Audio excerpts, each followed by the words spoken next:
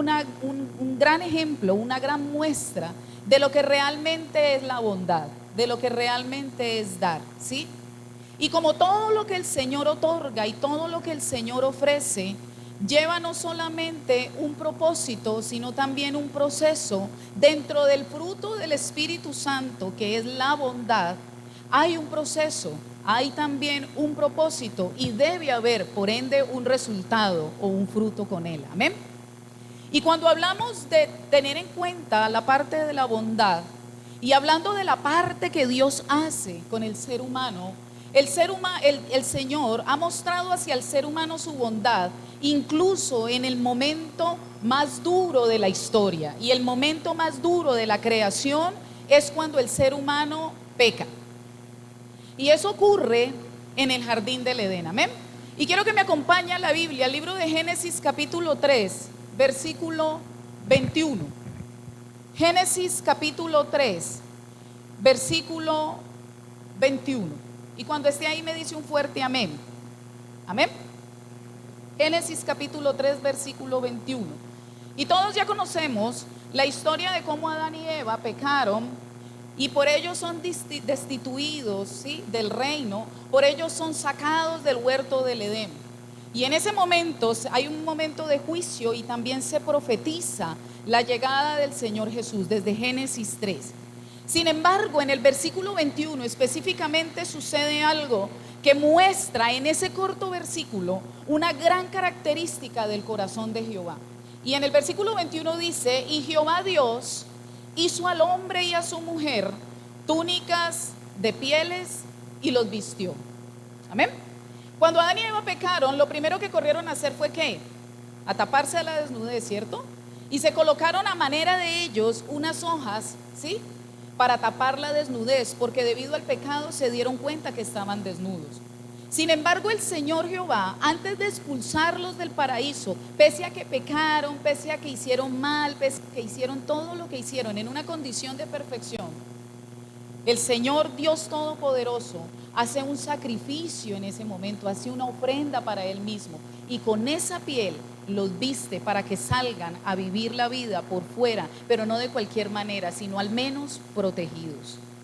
Amén. Y en ese corto versículo vemos cómo Dios, desde el principio de la Biblia, desde el principio de la creación, está mostrando su bondad y su generosidad. Amén. Y dentro de este tema debemos también entender que como tenemos que pasar un proceso, y digo tenemos, porque todo aquel que quiera madurar en el cuerpo de Cristo tiene que pasar procesos. Ustedes y yo no podemos seguir iguales a como llegamos al Señor. Eso de que Dios lo quiere a uno tal cual como uno es, eso es muy cierto cuando está como un bebé espiritual. Pero a estas alturas del partido, cuando ya muchos hemos pasado procesos, a nosotros nos tiene que notar el cambio.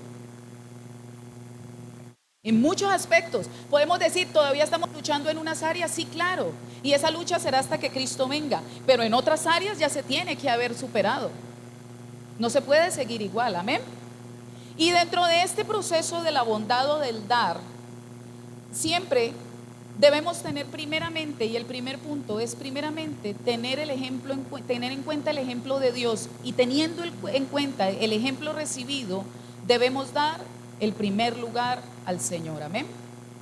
Y otra persona que ha pisado la tierra y que nos coloca ejemplo de lo que es la bondad es precisamente el Señor Jesús, amén. Y quiero que me acompañe al Evangelio de Mateo capítulo 11 en el versículo 29. Evangelio de Mateo capítulo 11 versículo 29. Mateo 11, 29. ¿Y qué dice el Señor Jesús aquí? Que de hecho lo acabamos de cantar. Llevad mi yugo sobre vosotros y aprended ¿de quién? De mí. O sea que hay que aprender del Señor Jesús. Que soy ¿qué? Manso y humilde de corazón, y hallaréis descanso para vuestras almas, porque mi yugo es fácil y ligera mi carga. Y muchos decimos, no, pero es que la vida cristiana no es fácil. O sea, el Señor Jesús dice que el yugo de Él es fácil y ligero comparado a lo que es la condenación eterna, realmente nosotros estamos en la gloria, amén. Estemos pasando lo que estemos pasando, amén. Y a eso es a lo que se refiere el Señor Jesús. Al tener en cuenta lo que es la bondad y lo que es dar, también debo tener en cuenta que en la Biblia se habla y en la vida práctica se habla de la ley de la siembra y la cosecha. Y la Biblia es clara cuando dice que todo aquello que nosotros sembremos, eso mismo es lo que vamos a cosechar. Y aplica tanto para lo bueno como para lo malo. Pero como estamos hablando de la bondad, entre más le doy el primer lugar a Dios, más generosa y más generosos debemos ser al darle el primer lugar en nuestra comunión con Él. Y eso tiene que ver con la oración. Los tiempos de oración y la comunión con el Señor deben ser constantes y deben ser permanentes. El Señor Jesús dice: velad y orar para que no entren en tentación, porque el espíritu que nosotros tenemos está dispuesto a que Dios haga la obra, pero como estamos rodeados de humanidad y de carne, esa sí es débil. Amén. ¿Y dónde podemos encontrar esta parte de la comunión y de la oración? La encontramos en el Evangelio de Marcos, en el capítulo 1, versículo 39. Marcos, capítulo 1, versículo 35, versículo 35. Amén. Marcos, capítulo 1, versículo 35. Vamos a estar entre Marcos y Mateo. Y en el libro de Marcos dice: levantándose muy de mañana, siendo aún muy oscuro, salió y se fue a un lugar secreto y allí oraba.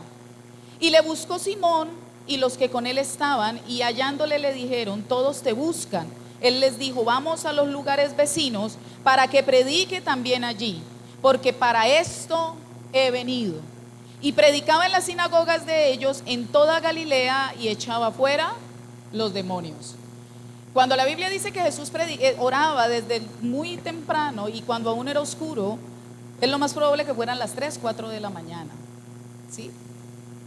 Y la Biblia nos muestra en una secuencia en los evangelios cómo Jesús, siendo el Hijo de Dios, antes de tomar cualquier decisión o antes de movilizarse a predicar o antes de movilizarse a ejecutar su ministerio, el primero le dedicaba tiempo a la oración. Jesús no se presentaba a echar fuera demonios y a sanar enfermos sin primero antes haber orado. Y si el Hijo de Dios, que recibió al Espíritu Santo y siendo el dueño y el hacedor de todo lo que existe, le dedica tiempo a la oración, ¿cuánto más nosotros necesitamos orar?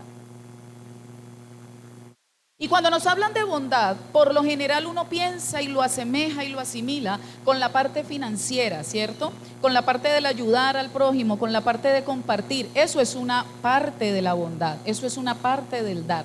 Pero cuando entramos en el proceso de comprender cuál es el propósito de dar, lo primero que el Espíritu me guía a mí es que yo debo tener comunión con el Padre, porque Él es la fuente de toda bondad. Amén. Hay atrásito en el Evangelio de Mateo capítulo 3, hablando de darle el primer lugar a Dios de una forma bondadosa. En el Evangelio de Mateo capítulo 3, versículo 13, ocurre algo que nosotros ya conocemos, ¿sí?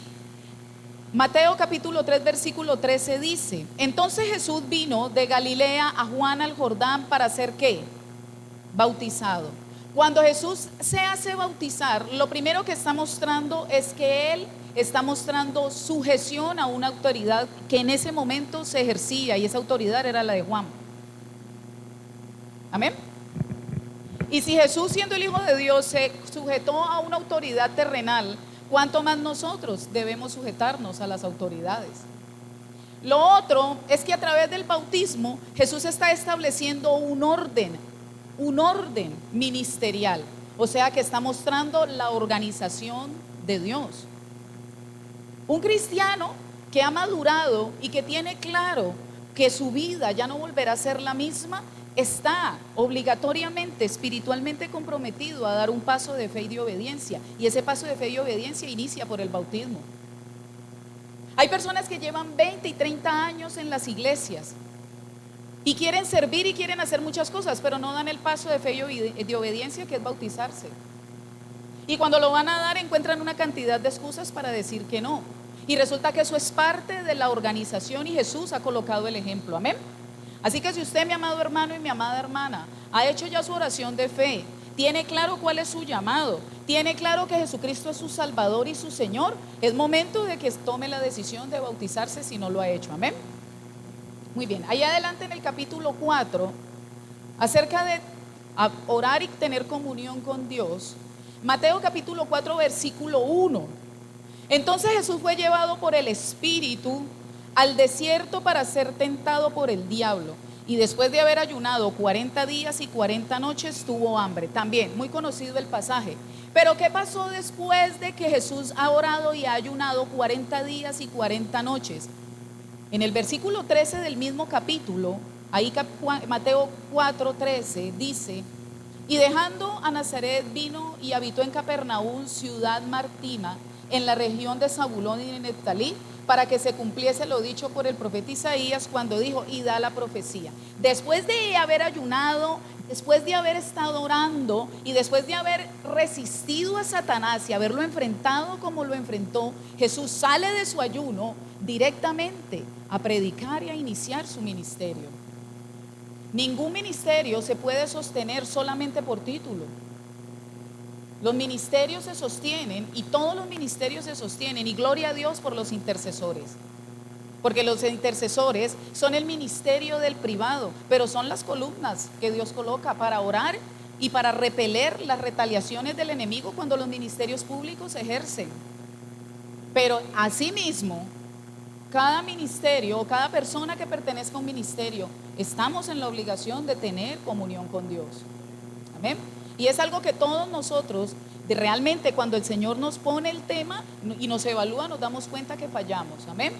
Pero el Señor nos sigue llamando a que en el tema de la bondad, si queremos ejercer ese fruto y si queremos realmente recibir la victoria o el propósito de Dios sobre esta área, nosotros debemos invertirle tiempo bondadosamente a la comunión con el Señor. Amén.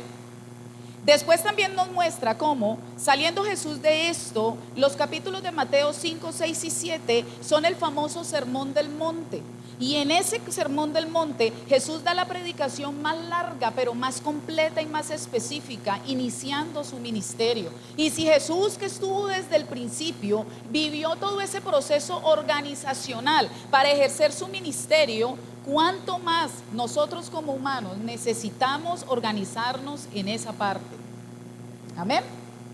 La elección de los 12, primero eligió 70 y de los 70 eligió los 12. No fue al azar tampoco.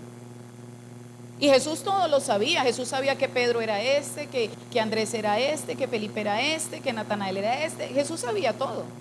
Sin embargo, aquí en la tierra, pese a saberlo y pese a conocerlo, Él ejecutó ordenadamente lo que Dios le había mandado hacer. Y en el tema de dar, para poder progresar y para poder tener una respuesta en nuestro ministerio, en nuestra vida diaria, al darle el primer lugar a Dios, el Espíritu obligatoriamente nos lleva al tiempo de oración y de comunión. Amén. El segundo punto es que ustedes y yo, al dar, debemos tener una actitud correcta. Y eso está en la Biblia. Quiero que me acompañe a la carta de 2 de Corintios, en el capítulo 9. Vamos a ver varios versículos que ya los conocemos y que apuntan a este tema. 2 de Corintios, capítulo 9, versículos 6 y 7. Amén. 2 de Corintios, capítulo 9, versículo 6 dice: pero esto digo, el que siembra escasamente, también segará escasamente, y el que siembra generosamente, también generosamente segará. Ley de la siembra y la cosecha.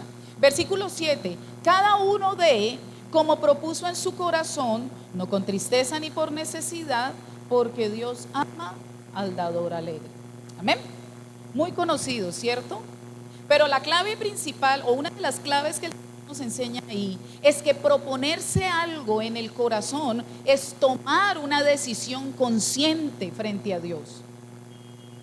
Porque muchas veces los versículos se nos vuelven versículos clichés, ¿cierto? Y uno se los sabe de memoria, pero cuando uno los desmenuza con la ayuda del Espíritu, uno se da cuenta que todo lo que está escrito en la Biblia tiene una razón de ser. Y cuando el Espíritu Santo a través de la boca de Pablo dice, cada uno dé como propuso en su corazón, está diciendo cada uno tome una decisión consciente, porque al tomar una decisión consciente de lo que van a darme a mí como Dios, resulta que se están comprometiendo. Amén. Y el libro de Eclesiastés, si no estoy mal, en el capítulo 4 dice que nosotros no debemos aligerarnos a hacerle promesas a Jehová. Porque cuando yo prometo algo a Jehová, el ángel de Jehová está listo tomando cuenta y listo para que le cobren si no se cumple. Y esto es lo que está queriendo decir aquí la Biblia. O sea, que cuando yo tomo la decisión de ser bondadosa o generosa, debo ser consciente de lo que yo me estoy comprometiendo delante del Señor. Hermano y hermana, si nos comprometemos delante del Señor a orar todos los días, esforcémonos por hacerlo, que el Señor va a ir perfeccionando ese hábito. Amén. Pero comprometerse a hacer cosas para luego quedar a mitad de camino realmente no es la actitud correcta, y menos si es para darle a Dios. Amén. Y también aplica para nuestra vida diaria. Si yo propuse en mi corazón servirle a una comunidad en X o Y área o en X necesidad, yo debo primero hacer lo que dice Jesús en la Biblia, en el Evangelio de Lucas, donde él dice, lo buscan en la concordancia, pero el Señor me lo trajo a memoria.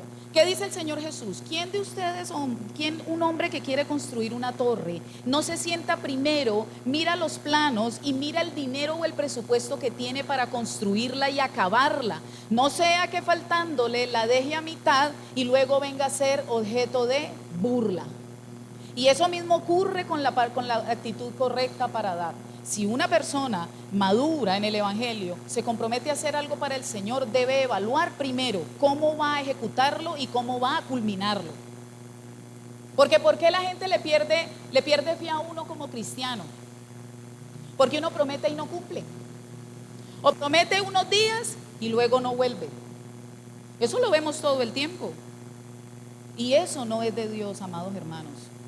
Por eso, cuando yo le entrego mi vida al Señor y cuando me propongo a dar con la actitud correcta, el Señor obligatoriamente primero me pasa por el tiempo de comunión con Él, porque en el tiempo de comunión es donde Él me ubica. ¿Amén? Muy bien. La otra parte del dar conscientemente, quiero que me acompañe al libro de Hechos, capítulo 5, también una historia muy conocida.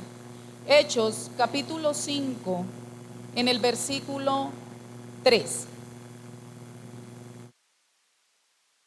Hechos capítulo 5, versículo 3, la historia de Ananías y Zafira. Casi todos la conocemos, ¿cierto? ¿Cierto que sí? Parte de la historia de la iglesia primitiva. Muy bien. Ananías y Zafira, una pareja de casados, hicieron una promesa y no la cumplieron, y la Biblia registra que los dos fueron muertos en el acto, delante de Pedro. Amén. Pero aquí hay una parte importante que hay que tener en cuenta con el tema que estamos hablando de la actitud correcta. Hechos 5:3 dice, y dijo Pedro, Ananías, ¿por qué llenó Satanás tu corazón para que mintieses al Espíritu Santo y sustrajeses del precio de la heredad? Versículo 4, reteniéndola, ¿no se te quedaba a ti? Y vendida, ¿no estaba en tu poder? ¿Por qué pusiste esto en tu corazón? No has mentido a los hombres, sino a Dios. Al oír estas palabras, Ananías cayó instantáneamente a los pies de Pedro, muerto, ¿cierto? Y tú, esa historia es así como dura, ¿cierto? Como fuerte, porque es que Pablo dice que si nosotros recibimos al Señor, recibimos sus bendiciones, pero también las pruebas que Él nos envíe. Porque con el Señor hay dos aspectos, la victoria y el proceso para llegar a la victoria. Y casi siempre se nos habla de aceptar a Jesús, pero al Jesús navideño, ¿sí? Al Jesús que da regalos y que trae y que no es sino pedirle, y Él da y da y da y no espera nada a cambio. Y eso no es bíblico. El Jesús que provee y el Jesús que da exige en la medida que procesa nuestro carácter. Y el cristiano maduro sabe eso. Y el que no está maduro todavía debe entender que el compromiso delante de Jesucristo es serio. Y no se trata solamente de hacer la oración de fe y venir a la iglesia. Se trata de lo que tiene que ver con una salvación o una condenación eterna. Por eso es que se hace énfasis en la madurez espiritual. Amén. Y volviendo al tema de Ananías, lo que Pedro le está diciendo a Ananías en ese momento es: su propiedad es suya, su casa o su lote es suyo. Y si usted lo vendió en X o Y dinero, ese dinero es suyo. Y si usted lo vende y se lo pagan, la plata está en su poder, esa plata es suya. Y si usted decide dar la mitad o el 10 o el 20 o el 100%, es decisión suya. ¿Dónde estuvo el pecado que Dios castigó tan severamente? El ponerse a comprometerse y a decir cosas para luego, después de comprometido, venir a sustraer y a mermarle mintiendo. Vendió la casa en X cantidad, le dijo al Señor que la había vendido en menos para quedarse con algo. No había necesidad de eso. Y lo mismo ocurre con la actitud correcta para dar. Amén. Lo que sí nosotros manejamos, no como una ley ni como una obligación, sino como algo de amor y de honra al Señor, es lo que nosotros maduramente manejamos como diezmos y ofrendas. Sin embargo, si usted, amado hermano y amada hermana, quiere dar una ofrenda, una siembra adicional, dé como propuso en su corazón, pero después de que se lo haya propuesto y se haya comprometido, el Señor cumpla. Si se propuso a traer 10,000 pesos, no se ponga a decir: no, mejor llevo 8,000, no, mejor 7,000, no, mejor me compro una empanada de 1,000, no, mejor no sé qué. Porque es la misma actitud que tuvo Ananías y Zafira. Y frente al dar hay que tener una actitud correcta. Amén. Y miren que no tiene mucho que ver. A mí también me sorprendió cuando desarrollé el tema, porque uno se va al libro de Proverbios, y Proverbios habla de darle pan al hambriento y agua al sediento y tener bendiciones y ayudar al menesteroso. Pero resulta que eso es parte de ejecutar la bondad. Antes de ejecutarla hay que tener un proceso organizado para entender cuál es el propósito de Dios en él, para poder que permanezca. Amén. Lo otro es que también, teniendo la actitud correcta, el tema del dar debe darse ordenadamente. Acompáñenme al libro de Colosenses, capítulo 3, versículo 12. La carta de Colosenses, capítulo 3, versículo 12. Amén. Colosenses 3:12 dice: vestidos pues como escogidos de Dios, santos y amados, de entrañable misericordia, de benignidad, de humildad, de mansedumbre, de paciencia. Pero arranca el versículo diciendo: vestidos como escogidos de Dios. O sea que para tener la actitud correcta y ordenada para dar, yo debo tener clara mi identidad. Y mi identidad es que, pase lo que pase, yo soy una hija de Dios, usted es un hijo de Dios. Porque ¿qué es lo primero que Satanás ataca? Y lo muestra el libro de Mateo capítulo 4, cuando le dijo a Jesús: si eres hijo de Dios, tírate. Le estaba atacando la identidad. Y resulta que Jesús, si se lanza, pues de pronto lo habían salvado los ángeles, de pronto se había salvado, de pronto se había matado, uno no sabe. Pero el punto es ¿cuál? Que Jesús tenía tan clara su identidad que no tenía necesidad de andarse tirando por barrancos para probar que sí era el hijo de Dios. El que es hijo de Dios lo es y lo tiene claro. Amén. Muy bien. Cuidar y respetar ordenadamente requiere cuidar y respetar, y ya entramos al tema financiero, cuidar y respetar el presupuesto y las finanzas de su hogar. En resumen, primeramente, la bondad y la benignidad se debe ejecutar en nuestra casa. Primeramente en nuestra casa. Y hay muchos que somos, y yo me meto ahí, muchos que somos luz en la calle, pero tinieblas en la casa. Amplios en la calle, amplios para regalar, amplios para servir y machuchos en la casa. Más que todos los varones, reciban porque es la verdad. ¿Sí? Así me miren así. ¿Sí? Muy bien. Quiero que me acompañe. Ya empezaron ahí, sí, yo ya sentí las reacciones. Primera de Timoteo capítulo 5 versículo 8. Y no lo digo yo. Bueno, sí, también lo digo yo. Es que uno ve unas cosas. Primera de Timoteo capítulo 5 versículo 8.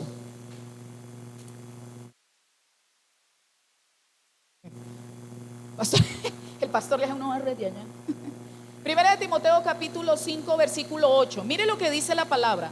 Porque si alguno no provee para los suyos y mayormente para los de su casa, mayormente, no menormente, mayormente para los de su casa, ha negado la fe y es peor que un incrédulo. Es increíble ver cómo hombres del mundo que no tienen formación bíblica son más sacerdotes en muchos aspectos que los mismos varones que están en las iglesias. Y es increíble ver cómo mujeres en el mundo que no tienen la formación virtuosa, ¿sí?, que tenemos nosotras aquí, ejecutan mejor el orden y la administración de sus casas que nosotras que tenemos aquí la fuente de la verdad. Hay gente en el cuerpo de Cristo, y yo cometí ese error pasado, pero el Señor me lo traía a memoria. Uno es feliz siendo noble y siendo amplio, siendo querendón y siendo caritativo y se come a picos a todo el mundo afuera para dar un buen testimonio. ¿Y los de la casa qué? ¿Los hijos qué? ¿La esposa qué? ¿El esposo qué? ¿La mamá qué? Le voy a decir una cosa, si usted es soltero, su núcleo familiar principal es su mamá y su papá, así su papá y su mamá sean más malos que Caín, usted está en la obligación y yo estoy en la obligación de honrarlos. Y de ahí para allá sus hermanos, mis hermanos, los abuelos, ¿sí? Pero lo principal es papá y mamá. Pero si ya somos casados, ¿sí?, o si ya hay un hogar establecido, la prioridad es el cónyuge o compañero, y luego los hijos, y luego los padres. A los padres no se les debe abandonar, así esté casado y así esté casada. A papá y a mamá se le debe seguir proveyendo, ¿sí? Y cuando se maneja el orden, aunque parezca complicado, el Señor provee y da para todos. Amén. Yo soy testimonio de eso. El Señor me tuvo que organizar, sí, claro. El punto al que vamos, ¿cuál es bíblicamente?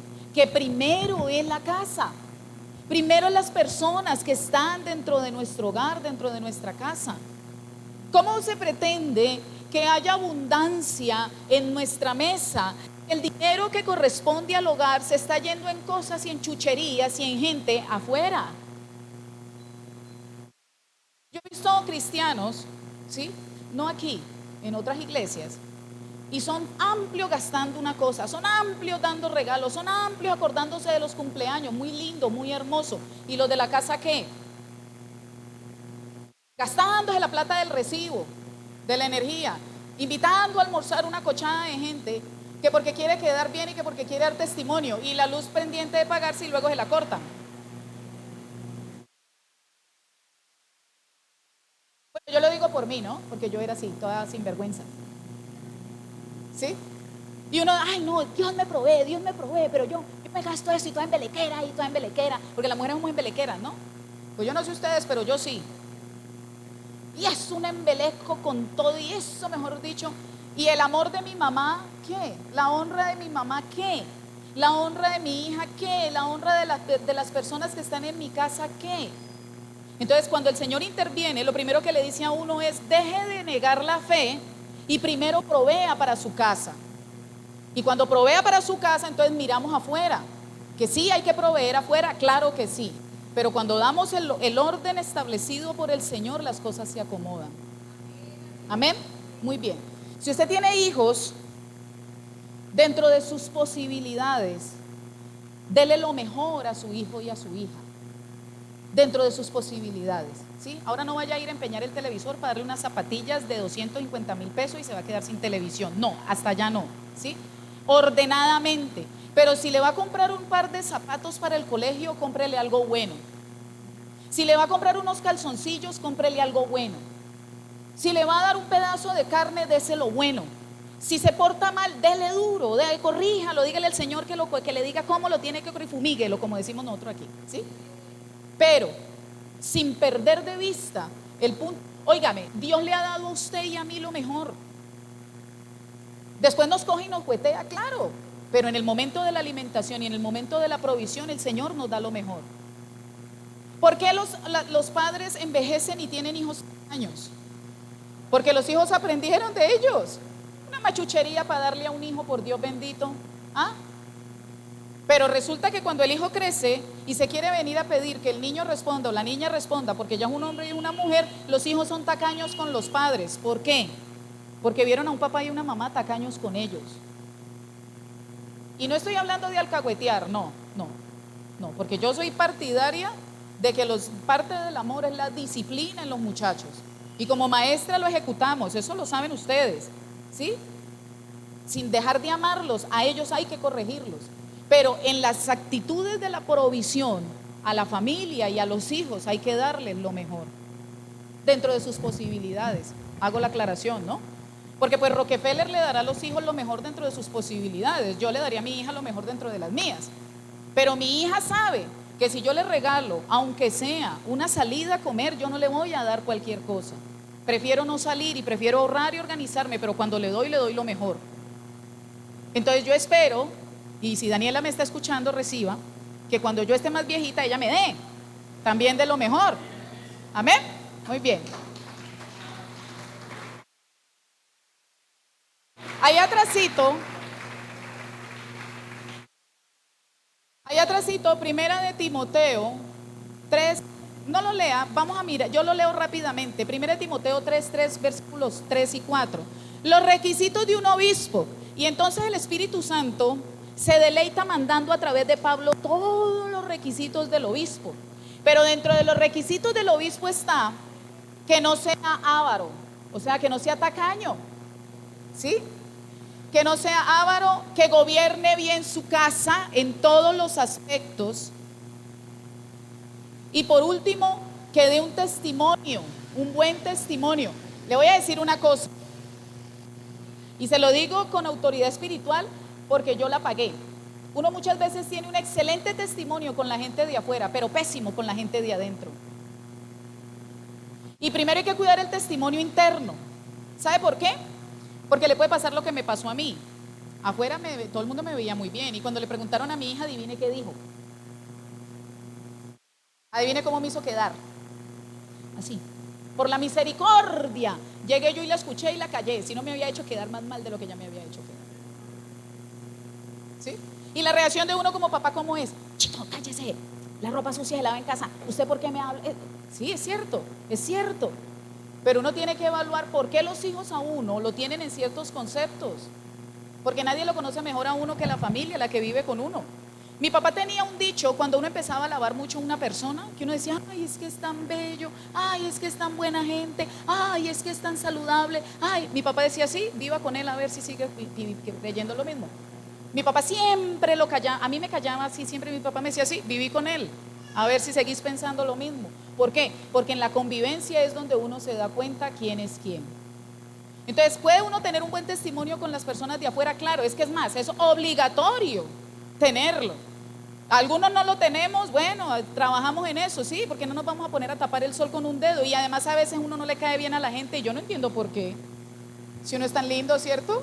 Uno no le cae bien a la gente, pero bueno, sí, mal gusto que tienen algunos, ¿sí? Pero también hay que cuidar el testimonio del interno, de la familia. Y ese es principal, amén. Hablando de cuidar y respetar las finanzas del hogar, hay una historia, si quiere la vemos, está en el libro de Reyes, Segunda de Reyes capítulo 4 versículo 1, y es uno de los milagros que el profeta Eliseo hizo, y es el aceite de la viuda. Yo lo voy a parafrasear. Y la Biblia dice que la viuda se acercó a Eliseo y le dijo que estaba viuda, que tenía muchas deudas y que estaba muy preocupada. Y Eliseo le dijo, vaya y consiga tinajas y las llenamos de aceite y las vende y paga las deudas, ¿cierto? Y todos nos acordamos del milagro, ¿cierto que sí? Todos nos acordamos de, sí, si hubiera tenido 1000 tinajas el Señor le hubiera llenado, ¿cierto? Muy bien. Pero ¿cuál fue el motivo por el cual la viuda fue a buscar a Eliseo? Porque la Biblia arranca diciendo, cuando ella se acerca a Eliseo, le dice, mi esposo era un hombre varón de Dios, también profeta, y ha muerto. Y ahora los acreedores quieren venir por mis hijos, por las deudas que él dejó. O sea, el varón de Dios, profeta del Señor, se murió y dejó a la familia endeudada. Y eso es algo que hay que tener en cuenta. Si ustedes y yo nos vamos a morir, porque así el Señor lo quiere, hay que mirar cómo se van a dejar los hijos. Porque ustedes y yo no hemos comprado la vida. Esa la compró Jesús a través de la cruz del Calvario. ¿Cómo, si yo en estos momentos me muero, qué va a pasar con mi hija? ¿Cómo la voy a dejar? Bien, regular, 3/4. Hay que analizar eso también, amados hermanos. La Biblia lo registra por algo. Bueno, gracias a Dios había un varón ahí, ¿sí? Hizo ese milagro el Señor a través de Eliseo y ella logró pagar. Y por la misericordia y por la memoria de este hombre que en algún momento le sirvió, gracias, Pille, ¿sí? El Señor hace el milagro. Pero qué tal que uno se muera ahora, ¿a qué hora nos ponemos a conseguir tinajas para que el pastor Steiner acá se ponga a orar por ellas a ver si las vendemos? Para pagar deudas. Hay que organizarse desde ya. Y eso lo recibo para mí también. Porque uno muchas veces toma decisiones sin haberle dado primeramente el lugar a Dios. Toma decisiones erróneas. Llega a faltar y la familia es la que tiene que correr con esos problemas. Y eso es un consejo de parte del Señor. Amén. Muy bien. No me miren así porque es verdad. Lo segundo de tener una actitud ordenada frente a dar está en el libro de Marcos, Evangelio de Marcos, capítulo 12. Evangelio de Marcos, capítulo 12, versículo 14. Evangelio de Marcos, capítulo 12, versículo 14. Amén.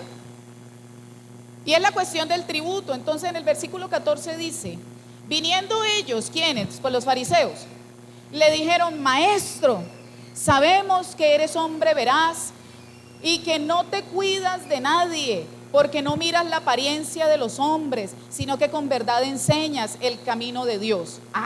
Las palabras tan verdaderas, ¿cierto? De una vez le digo lo que sigue ahí. La pregunta es lícito dar tributo a César o no?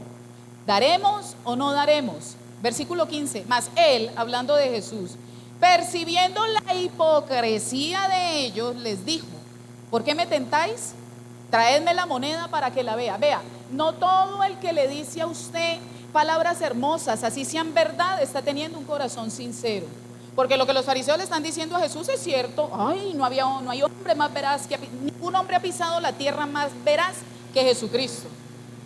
Nadie es él es el único sabio, él es el único bueno, todo lo que usted quiera. Pero se lo estaban diciendo de corazón, no, lo estaban diciendo para manipularlo. Y de eso hay así, ¿oyó? De eso hay así. Así que Jesús, ubicado en su identidad que realmente es, no se puso a decir: sí, es que yo soy el Hijo de Dios, es que yo soy muy bueno, es que yo soy profeta. No, él fue al punto. ¿Por qué me tienta? Tráigame la moneda. Y en el versículo 16 dice: ellos se la trajeron y les dijo: ¿de quién es la imagen y la inscripción? Ellos le dijeron: de César, o sea, el emperador. Respondiendo Jesús les dijo: dad al César lo que es de César y a Dios lo que es de Dios. Y se maravillaron de él. ¿Sí? Una de las organizaciones para poder dar y ver la victoria en la parte de dar es que hay que cumplir la ley. Si tiene un carro, páguele los impuestos, el seguro. Si no, no lo tenga. Si tiene una moto, igual. Si tiene una moto, cómprele el casco. No andes sin casco, porque aquí en Siloé todo el mundo anda sin casco como loco. Bueno, yo también, pero bueno, igual lo recibo. yo me monto en esas motos y no, mentiras, ¿sí? Unos duros muchachos para manejar acá en esta loma, ¿o yo? Yo siempre he dicho: el que quiera aprender a manejar tremendamente moto, que venga para Siloé. ¿Sí o no, Paula? Muy bien, ¿cierto? Pero volviendo al tema, si hay una casa, hay que presupuestarse para los impuestos de esa casa. Si hay bienes materiales, hay que presupuestarse para cumplir lo que eso demanda. Si usted tiene animales como mascotas, hay que presupuestarse para sustentarlos. Tener un perro, un gato amarrado en una terraza al sol y al agua aguantando hambre. Eso no es testimonio de un cristiano. Eso no lo hizo ni Adán, ni el diablo se atreve a tanto. Recíbalo porque es de parte de Dios, amén. Muy bien. Aparte de eso, ¿sí? Entonces ya vimos cuidar y respetar las finanzas, cumplir con la ley. Y lo siguiente es, el siguiente punto de dar ordenadamente es dar sin límites, amén. Y cuando hablamos de dar sin límites, estamos hablando de dar sin acepción de personas, ¿sí? Es dar sin tener en cuenta o meternos a juzgar cosas que no nos corresponden. A eso es lo que se refiere la Biblia al decir dar sin límites. Y cuando habla de dar sin límites, está hablando de este punto específico, no está hablando de alcahuetearle la pereza a nadie. Y yo quiero ser clara con eso, amén. Porque el hombre y la mujer que temen a Dios, bajo ninguna circunstancia es perezoso, y mucho menos desasiado.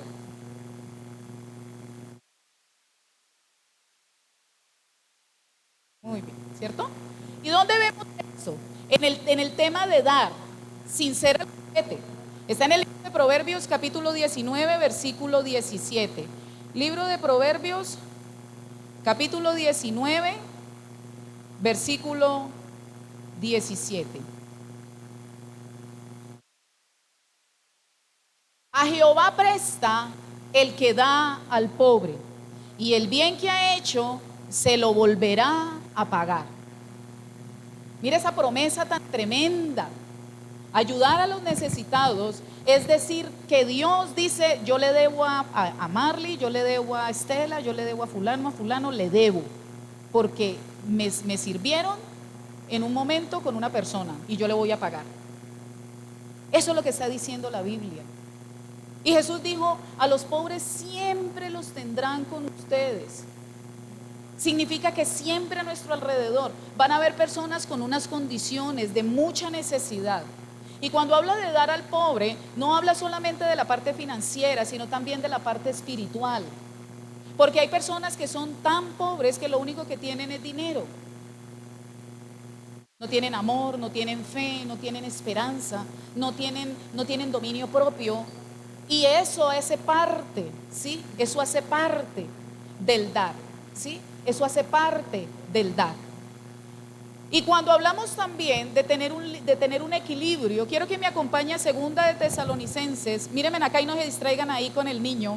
Segunda de Tesalonicenses capítulo 3 versículo 10. Segunda de Tesalonicenses capítulo 3 versículo 10.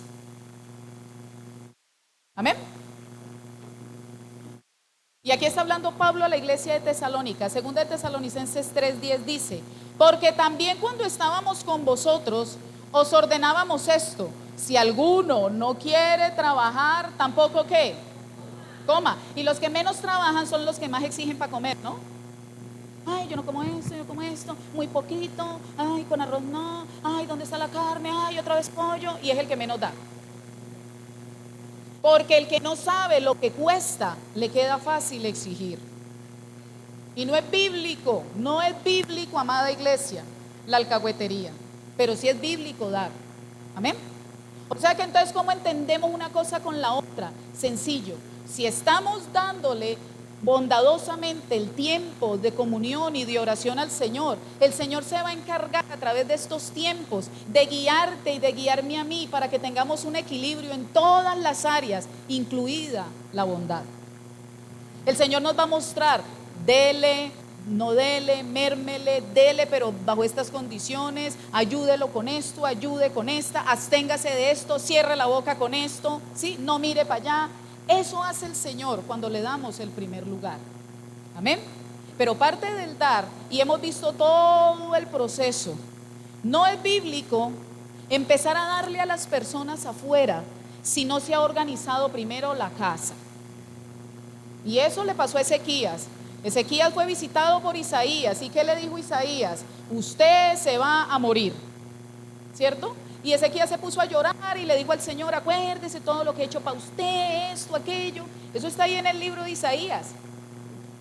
Y luego el Señor, ¿qué le mandó a decir a Ezequías? Ordene su casa. Ordene su casa. ¿Y Ezequías qué hizo? Pues se puso pilas a ordenar su casa. ¿Cuál era una de las fallas que tenía Ezequías?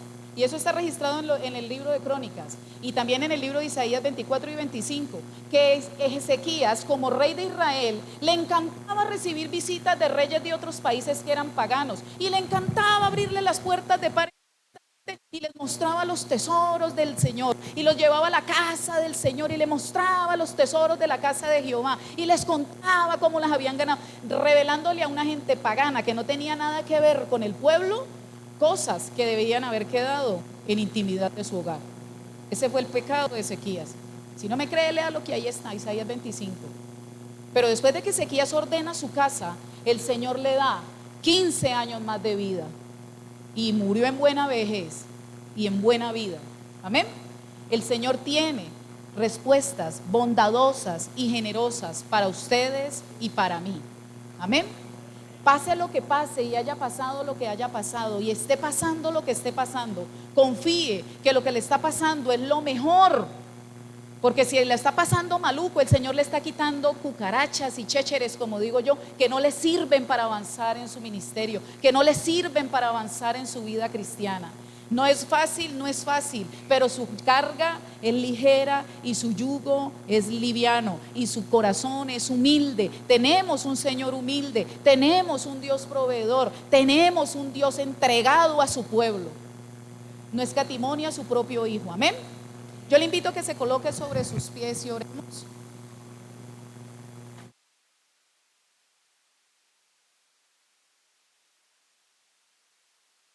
Vamos a orar y despedimos el en vivo. Le damos la gloria a Dios por las redes sociales, porque a través de las redes sociales sabemos que el Señor habla y ya nos conocen, entonces gloria a Dios también por ese pedazo, ¿sí?